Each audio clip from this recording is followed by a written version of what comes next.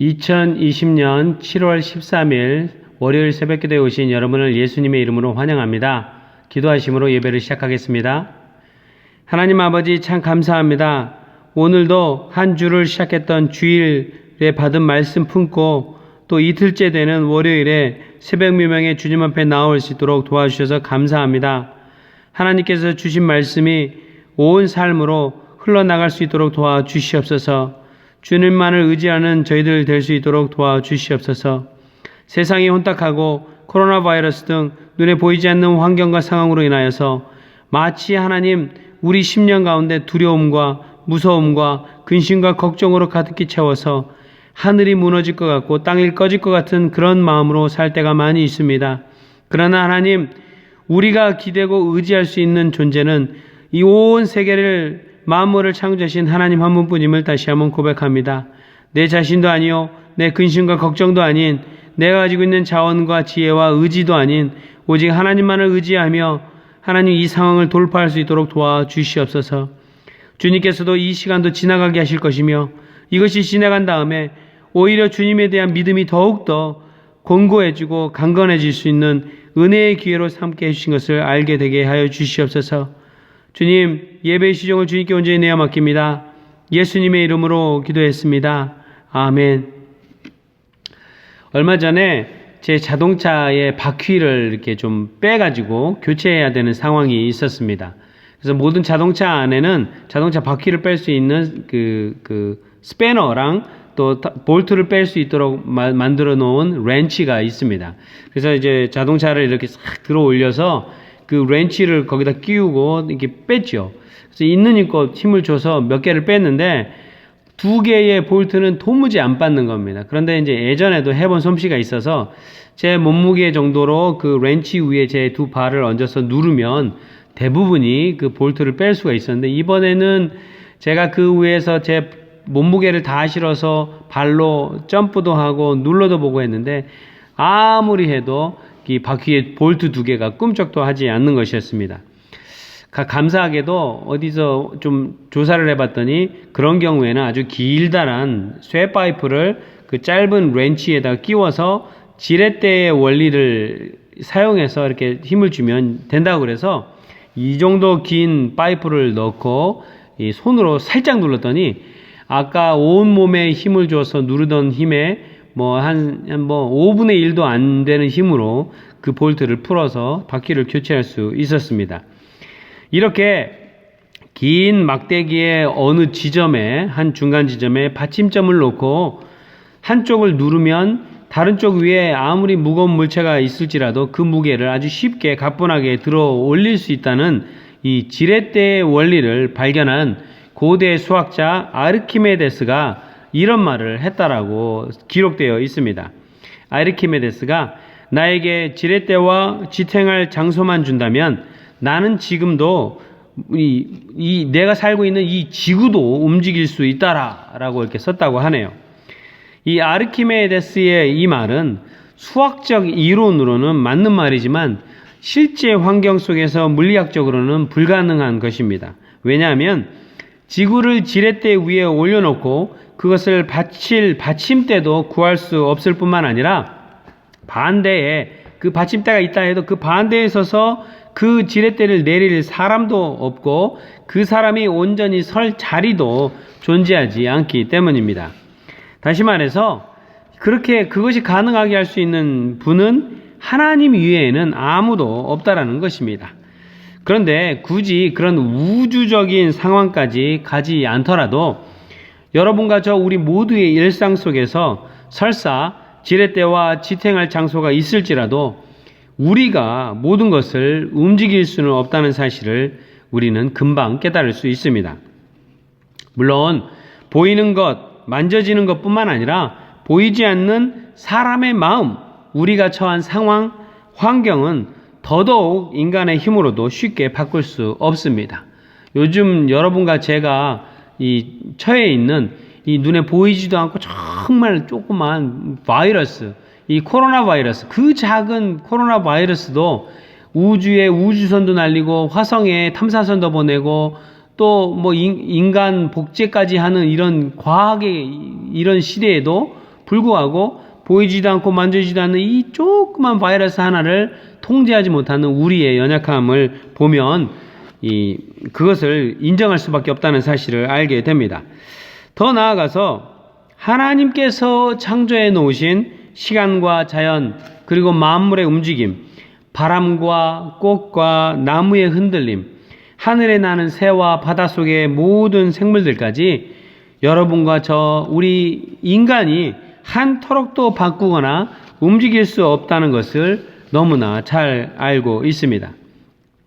이런 사실을 너무나 잘 알고 있었던 시인은 오늘 본문 말씀 3절로 너희는 힘있는 고관을 의지하지 말며 구원할 능력이 없는 사람을 의지하지 말아라 라고 명령하고 있습니다. 그렇다면 시인은 왜 힘있는 고관을 의지하지 말라고 말하고 있을까요? 힘있고 돈도 있고 권력도 있고 거기다가 착하기까지 하고 또 나를 좋아해주고 나를 어떻게 해서든 도와주고 싶어하는 그런 사람이 고관이 옆에 있다면 기꺼이 그런 사람의 도움을 좀 받고 의지하며 인생을 살아도 될 텐데 왜 시인은 그것을 굳이 의지하지 말라고 명령하는 걸까요? 시인은 오늘 성경 말씀 4절에서 그 이유를 이렇게 제시해 줍니다. 4절을 한번 읽어보겠습니다. 사람은 숨 한번 끊어지면 흙으로 돌아가니 그가 세운 모든 계획이 바로 그날로 다 사라지고 만다. 네, 잠시 의지했던 사람이 아무리 힘있고 돈도 있고 권력을 가지고 있더라도 유한한 생명을 가진 존재라 이 사람이 숨이 딱 끊어져서 죽어버리면 세상을 모두 살 수 있을 것만 같았던 돈도, 세상의 모든 사람을 굴복시킬 수 있을 것만 같았던 권력도, 이 세상의 모든 이치를 깨달을 것만 같았던 지혜와 지식도 아무 소용이 없기 때문입니다. 이 생명을 좌지우지하시는 분은 하나님이시기 때문에 그 생명을 좌지우지하시는 하나님 이외에는 의지할 수 있는 존재가 없다는 사실을 이 상황을 통해서도 우리는 적나라하게 깨닫게 됩니다.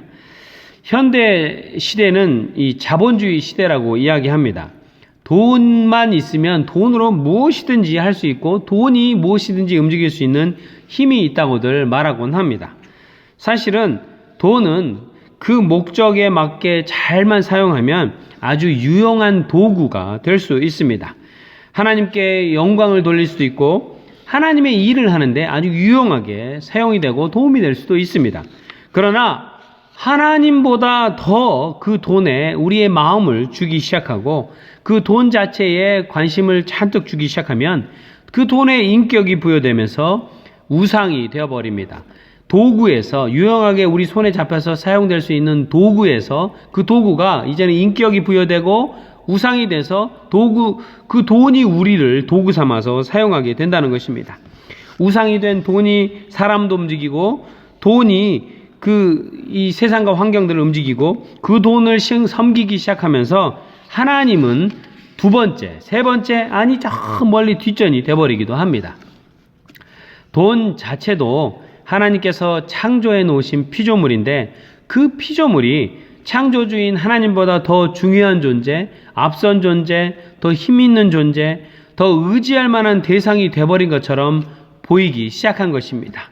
마침내 이 돈을 벌어야 하니까 하나님을 향해 예배드리기로 했던 그 시간도 나 지금 돈 먼저 벌고 돈 좀 벌려지면 그 다음에 편안할 때 하나님 섬길게요 라고 그러면서 하나님을 뒤로 밀어놔 버린다는 것입니다.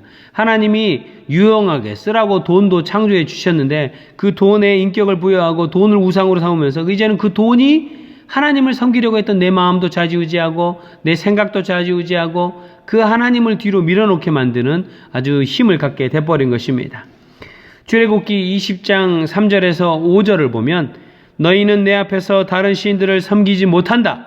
너희는 너희가 섬기려고 위로 하늘에 있는 것이나 아래로 땅에 있는 것이나 땅 아래 물속에 있는 어떤 것이든지 그 모양을 본떠서 우상을 만들지 못한다. 너희는 그것들에게 절하거나 그것들을 섬기지 못한다. 나 주 너희의 하나님은 질투하는 하나님이다 라고 말씀하고 있습니다. 네, 이스라엘 백성들이 자신들을 이 이집트에서 400년 동안 종살이하고 있었던 이 자신들을 모세를 사용하여서 이집트 밖으로 끌어나오게 하시고 광야를 통과하게 하셨으며 이제는 약속의 땅이었던 가나안 땅에 정착할 수 있게 만들어 주신 여호와 하나님을 잊어버리기 시작합니다. 하나님이 누구였지라고 2세대 3세대들이 여호와 하나님이 누군지 잊어버리기 시작해요. 말씀을 잃어버렸기 때문입니다. 종국에는 하나님 아닌 그동안 하나님만을 의지하면서 따라갔던 그들이 말씀도 잊어버리고 하나님을 잊어버리니까 다른 것들을 의지하기 시작하는데 바로 주변 강대국인 아수르와 바벨론을 정치적으로 의지하기 시작합니다. 이렇게 하나님 아닌 다른 것을 의지하니까 질투하시는 하나님은 이스라엘이 의지하고 기대고 있던 아수르를 이렇게 기대고 있던 아수르를 없애버리십니다. 바벨론도 없애버리십니다. 근데 어떻게 없앴느냐? 기대고 있던 것들을 사용하셔서 이스라엘을 없애버리십니다. 이 북이스라엘이 의지하고 기댔던 아수르가 오히려 북이스라엘을 지구상에서 없애버리는 주님의 통로가 돼버립니다. 그리고 얼마 지나지 않아 바벨론을 의지하고 있었던 이 남유다도 70년 동안 바벨론 포로로 잡혀가서 살도록 만들어 버리십니다. 하나님이 이렇게 무섭게 질투하시니 하나님을 의지하라고 하는 것처럼 들립니다. 그렇지 않습니다.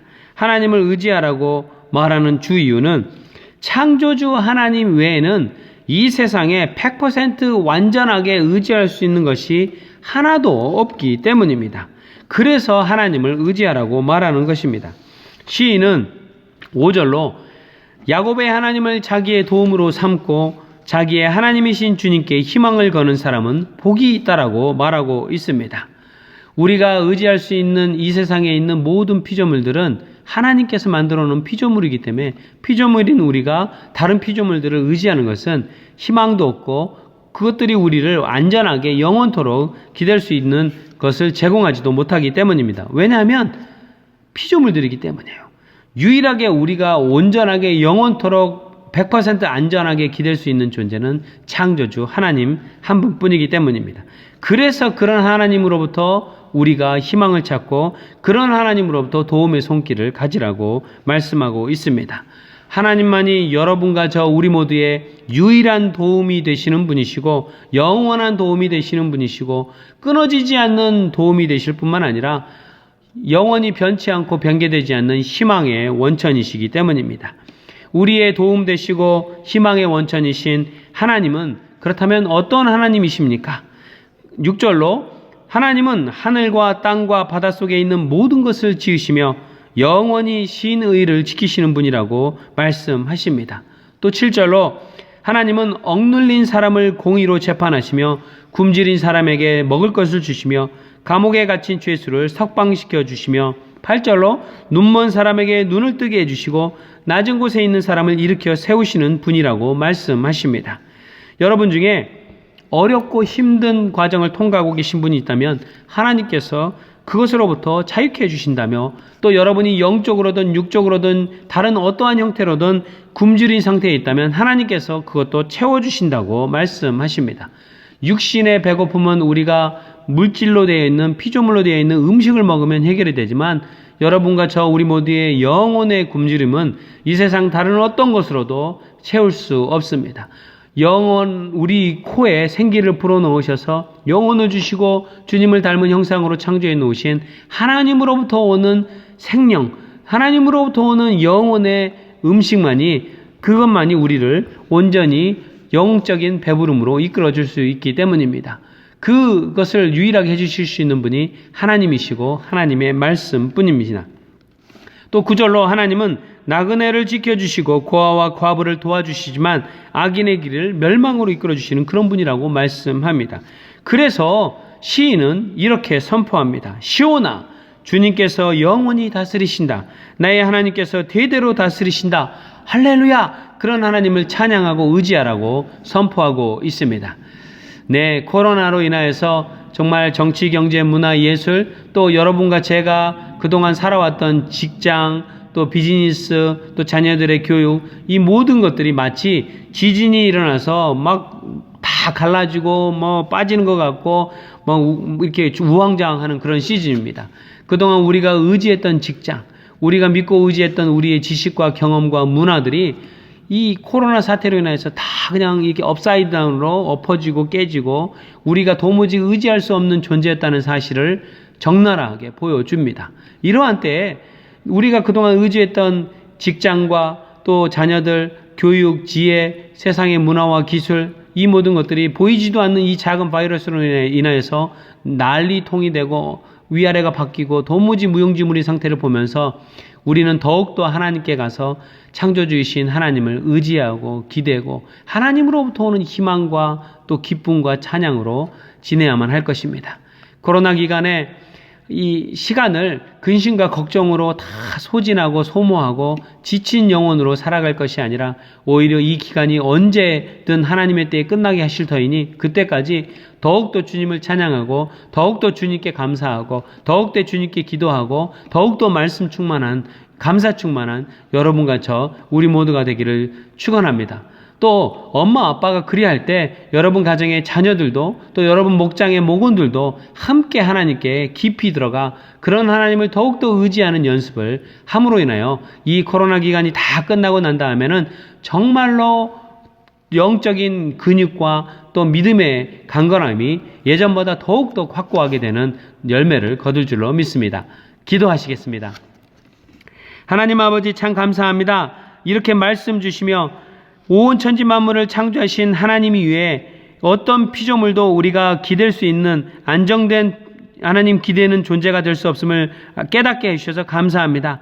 우리가 머리로는 그것을 알았지만 이렇게 코로나 바이러스 보이지도 않고 만져지도 않고 너무나 작은 이 바이러스 하찮은 바이러스로 인하여 우리가 그동안 의지하고 기대왔던 물질과 환경과 사람의 기술과 또 문명과 또 우리의 지식과 지혜들이 아무 소용없고 하나님 위아래로 다 바뀌며 기댈 수 없는 존재임을 적나라하게 깨닫게 해주셔서 감사합니다. 이러한 때에 하나님 그 깨달음으로 인하여 주님께 더욱더 가까이 가며 창조주이신 하나님 아버지를 더욱더 의지하고 기대며 주님으로부터 오는 희망으로 우리의 삶을 채우게 도와주시옵소서.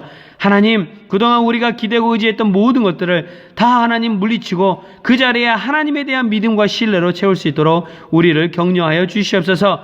이번 한 주도 하루 매일매일 매 순간순간마다 주님께 기도하고 의지하며 주님 의지하며 하루하루를 살아내는 기쁨 넘치는 저희들 되게 도와주시옵소서. 예수님의 이름으로 기도했습니다. 아멘. 하늘에 계신 우리 아버지여 이름이 거룩히 여김을 받으시며 나라의 임하옵시며 뜻이 하늘에서 이룬 것 같이 땅에서도 이루어지이다.